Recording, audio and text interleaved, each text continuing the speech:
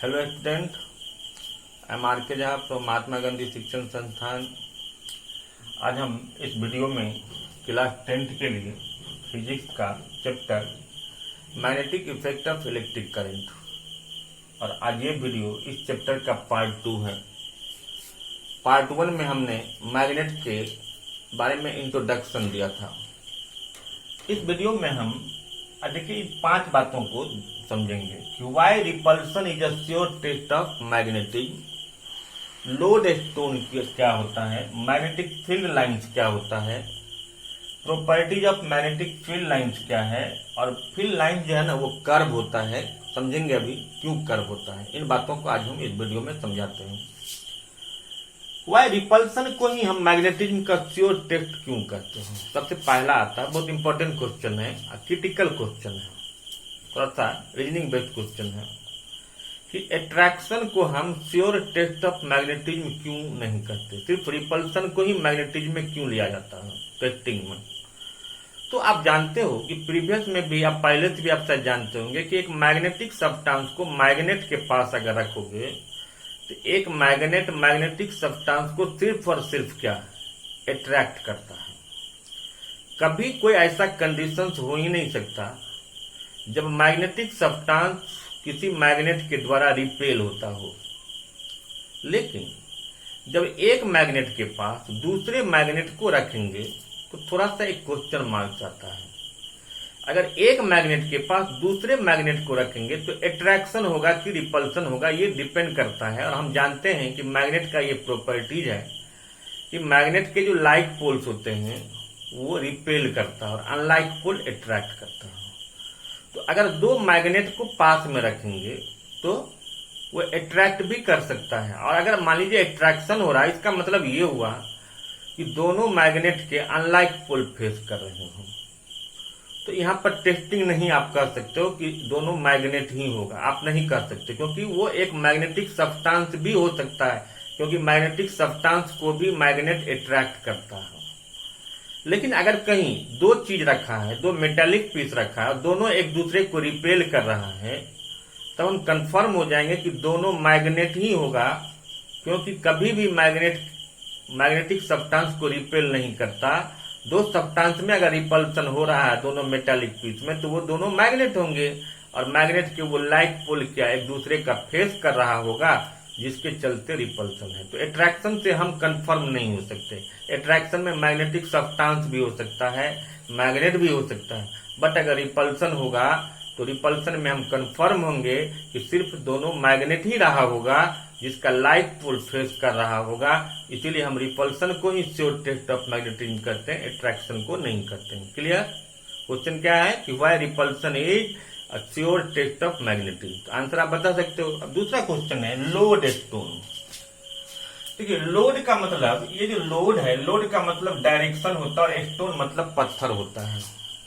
तो मैग्नेट एक पत्थर नहीं है, हालांकि जो नेचुरल मैग्नेट होता है उसके जो ओर्स होते हैं वो मैग्नेटाइट होता है, वो जस्ट लाइक स्टोन की तरह होता है। तो जब हम किसी भी मैग्नेट को जब फ्रीली सस्पेंड करते हैं, फ्रीली सस्पेंड करने का मतलब हुआ कि जैसे इस मैग्नेट को हम धागा में बांध दें तो मैग्नेट ऐसे, ये मार्कर जो है ना, इसको अभी मार्कर है, मैग्नेट नहीं है मेरे पास, इसको अगर मैं धागा में बांध दूं तो ये किसी भी तरह से ऐसे भी हो सकता है, ऐसे भी रह सकता है। लेकिन अगर ये मैग्नेट होता तो अगर इसको धागा में बांध के फ्रीली ऐसे पकड़ के रखोगे तो मैग्नेट अगर ये होता तो सिर्फ ऐसे ही होगा, कभी ऐसे नहीं हो सकता, कभी ऐसे नहीं हो सकता, सीधा रहेगा, नॉर्थ और साउथ में ही बताएगा। जैसे ये साउथ डायरेक्शन को यहाँ बता रहा, ये नॉर्थ डायरेक्शन को बता रहा। और यही नहीं, हम जो यहाँ दिखा रहे हैं आपको बता रहे हैं सिर्फ ये, आप इसको एक्सपेरिमेंट भी करोगे, किसी मैग्नेट को आप धागा में बांध लो, इसको ऐसे पकड़ के रखो, वो हमेशा नॉर्थ और साउथ में ही स्टिक करता है। तो इसको लोड स्टोन क्यों कहते हैं, क्वेश्चन है ये। तो जब किसी भी मैग्नेट को हम फ्रीली सस्पेंड करते हैं तो वो नॉर्थ और साउथ डायरेक्शन को स्टिक करता है। तो why magnet is called lodestone? So magnet is called lodestone because when a magnet is freely suspended, then it always aligns in north and south direction. Due to this reason, it is also called lodestone. Clear? अब इसी basis पर आया कि हम किसी भी magnet का पोल कैसे आइडेंटिफाई करेंगे। तो आप जिस अर्थ पर रहते हो उस अर्थ का नॉर्थ डायरेक्शन और साउथ डायरेक्शन तो जानते हैं। ज्योग्राफी में भी आप एटलस में या ग्लोब में नॉर्थ पोल और साउथ पोल जानते हो। तो वो जो नॉर्थ, ये जो अर्थ है जिसको हम ज्योग्राफी भी कहते हैं, अर्थ भी कहते हैं, तो अर्थ का जो नॉर्थ डायरेक्शन का एक्सट्रीम एंड है वो अर्थ का नॉर्थ पोल है और साउथ डायरेक्शन जो है वो साउथ पोल हो गया। और अर्थ इटसेल्फ क्या, एक योग मैग्नेट है, एक बड़ा सा विशालकाय मैग्नेट है। और एक मैग्नेट के पास जब दूसरे मैग्नेट को रखोगे तो क्या होगा, अट्रैक्शन तो होगा ही या रिपल्सन होगा ही। लेकिन इसलिए ऐसा होता है कि अर्थ क्या है, एक विशाल मैग्नेट है, उसका स्ट्रेंथ तो ज्यादा है ना आपके मैग्नेट के कंपैरिजन में। तो वो जो अर्थ का जो नॉर्थ पोल है वो मैग्नेट के साउथ पोल को क्या करता है, अपनी तरफ खींच लेता है। इसीलिए मैग्नेट का जो एंड अर्थ के नॉर्थ की तरफ गया वो एंड उस मैग्नेट का साउथ पोल है, और जो एंड साउथ डायरेक्शन में गया उस मैग्नेट का नॉर्थ पोल है। यानी ज्योग्राफिकल जो नॉर्थ पोल है या अर्थ का जो नॉर्थ पोल है वो मैग्नेट के लिए साउथ पोल होता है, वाइस वर्सा, या अर्थ का जो साउथ पोल है वो मैग्नेट का नॉर्थ पोल होगा। इसी बेसिस पर एंशिएंट एज में, पुराने जमाने में जब ज्यादा टेक्निक नहीं आया था तो लोग लोड स्टोन के थ्रू, मैग्नेट के थ्रू डायरेक्शन को भी पता करते थे। नॉर्थ और साउथ डायरेक्शन पता कर लेते थे, फिर बाकी दो डायरेक्शन ऑटोमेटिकली पता हो जाता था। ठीक है, अब मैग्नेटिक फील्ड लाइंस क्या होता है इसको समझेंगे। अब मान लीजिए कोई मैग्नेट हम रख दिए, यहाँ एक मैग्नेट है, बार मैग्नेट बना दिए। अब इसका एक नॉर्थ पोल और एक साउथ पोल होगा। जनरली आप लैब में अगर मैग्नेट देखोगे तो इस पर लिखा रहता है NP और SP। ठीक है, तो आप सबसे पहले कार्डबोर्ड ले लीजिए और कार्डबोर्ड पर आप जो है रख दो मैग्नेट को, और सम आयरन फिलिंग्स लेके उसके ऊपर में स्प्रिंकल कर देंगे, छिड़क देंगे। आयरन का फिलिंग्स मतलब आयरन का पाउडर आता है। तो आप देखिएगा कि ऐसे डिजाइन बन जाए। आपने डिजाइन, आप तो बस स्प्रिंकल किए थे ना, तो ऐसे डिजाइन बन गया। इस तरह से आपको लगेगा कि ये बाहर से जो है ना ये नॉर्थ से साउथ की तरफ जा रहा है। ठीक है, और अंदर से क्या होता है, ये साउथ से नॉर्थ की तरफ आता है। तो मैग्नेटिक फील्ड लाइंस क्या होता है, तो बहुत जैसे फिजिक्स में क्या है कि इमेजिनरी एक्सपेरिमेंटल चीज होता है। आप कहोगे ये क्यों होता है, कहां से आया, तो मैग्नेट में मैग्नेटिक फील्ड होता है जो कर्व लाइन होता है।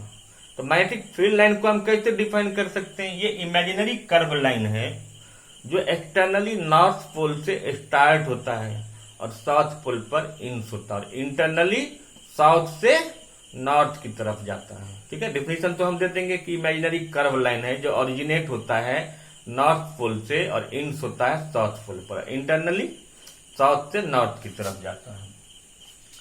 अब प्रॉपर्टी ऑफ ये जो मैग्नेटिक फील्ड लाइन है इसके क्या क्या प्रॉपर्टी है, तो पहला पॉइंट आप बताओगे कि एक्सटर्नली ये नॉर्थ से साउथ की तरफ जाता है, दूसरा में बताओगे इंटरनली ये साउथ से नॉर्थ की तरफ आता है। क्लियर, फिर हम बताएंगे कि ये जो बीच में जो होता है मैग्नेटिक फील्ड लाइन तो वो काफी अपार्ट होता है, मतलब हट के रहता है, बहुत गैप रहता है। बट एंड पर आप देखोगे कि डिग्री ऑफ क्लोजनेस जो है काफी एक दूसरे के करीब होता है, कि दोनों एंड पर मैग्नेटिक फील्ड लाइन का डिग्री ऑफ क्लोजनेस ज्यादा होता है, मतलब काफी एक दूसरे के नजदीक होते हैं, बट बीच में अपार्ट होता है। अब इसका मतलब क्या हुआ, तो किसी भी मैग्नेट का मैक्सिमम स्ट्रेंथ कहां होता है।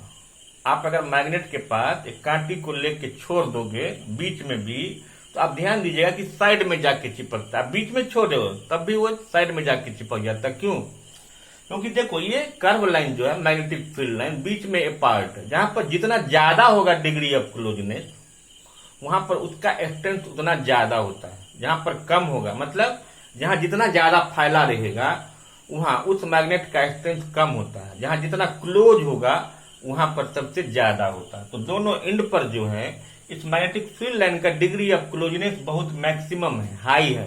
इसीलिए मैग्नेट का जो मैक्सिमम स्ट्रेंथ होता है वो कहां, उसके एंड पर होता है, मतलब उसके पोल पर होता है। क्लियर, अब फिर कोई पूछेगा कि why these lines are curve. अब देखिए क्या होता है कि अगर आप मैग्नेट को कहीं भी रखते हो तो मैग्नेटिक कंपास एक डिवाइस आता है मैग्नेटिक कंपास एक डिवाइस होता है जिसके थ्रू हम किसी भी मैग्नेट के पोल को भी डिटेक्ट कर सकते हैं, इवन अर्थ के डायरेक्शन को भी पता कर सकते हैं। तो एक क्वेश्चन और आता है वहां कि जब हम किसी भी मैग्नेटिक कंपास को मैग्नेट के पास लाते हैं तो डिफ्लेक्ट क्यों करता है। तो मैग्नेटिक कंपास में अंदर में एक छोटा सा टीनी पाइवोटेड मैग्नेट होता है और आप मैग्नेट के पास ला रहे हो, तो जब दो मैग्नेट पास में आएगा तो या तो उसका लाइक पोल फेस करेगा या अनलाइक पोल फेस करेगा। दोनों केस में एक फोर्स एक्सपीरियंस होगा और जिस फोर्स के चलते कंपास के ऊपर में जो छोटा सा हल्का सा पॉइंटर होता है वो हिलने लगता है, जो डिटेक्ट कर रहा है कि उस पर फोर्स लग रहा है। ठीक है, इसीलिए वो तो मैग्नेटिक कंपास एक डिवाइस हुआ जिसके थ्रू हम किसी भी मैग्नेट का पोल पता कर सकते हैं, इवन अर्थ का डायरेक्शन भी पता करता। आप कहेंगे अर्थ का डायरेक्शन कैसे पता कर लेता था, अभी बताए कि अर्थ इटसेल्फ क्या है, एक विशाल मैग्नेट है जिसका नॉर्थ डायरेक्शन क्या है, नॉर्थ पोल है, साउथ डायरेक्शन क्या है, साउथ पोल है। अब यहाँ क्वेश्चन आता है कि आखिर ये एक्सटर्नली नॉर्थ से साउथ की तरफ क्यों जाता है और ये इंटरनली जो है साउथ से नॉर्थ की तरफ क्यों जाता है। तो जब आप मैग्नेटिक कंपास को किसी मैग्नेट के पास लाओगे तो मैग्नेटिक कंपास में अंदर से जो है ना वो साउथ पोल की तरफ मर्ज करने लगता है उसका डायरेक्शन। ठीक है, जिसके चलते ये एक्सटर्नली नॉर्थ से साउथ की तरफ जाता है। और वहीं अगर हम उसको फिर बाहर से देखते हैं तो बाहर से हमको क्या लगता है कि वो इंटरनली नॉर्थ की तरफ मर्ज कर रहा है। इसीलिए हम कहते हैं कि इंटरनली जो होता है ये कर्व लाइंस यानी मैग्नेटिक फील्ड लाइंस वो साउथ से नॉर्थ की तरफ इमर्ज करता है। तो ये प्रॉपर्टी इसका समझ में आ गया। मैग्नेटिक फील्ड लाइंस कर्व क्यों होता है ये समझ गए। किसी भी मैग्नेट का मैक्सिमम स्ट्रेंथ कहाँ होता है ये भी समझ में आ गया, क्यों होता है ये समझ गए। मैग्नेटिक फील्ड लाइंस किसको कहते हैं, लोड स्टोन का मतलब क्या होता है, और मैग्नेटिज्म का रिपल्सन ही श्योर टेस्ट क्यों होता है। तो बस ज्यादा नहीं लंबा देखना, हमको वीडियो बनाना है, फिर हम अगले वीडियो में लाएंगे 10-12 मिनट करके, थोड़ा थोड़ा आप समझोगे तो फिर ये आज के वीडियो में इतना समझेंगे, फिर हम अगले वीडियो में फिर इसके बाद फिर बातों को लाएंगे। Thank you.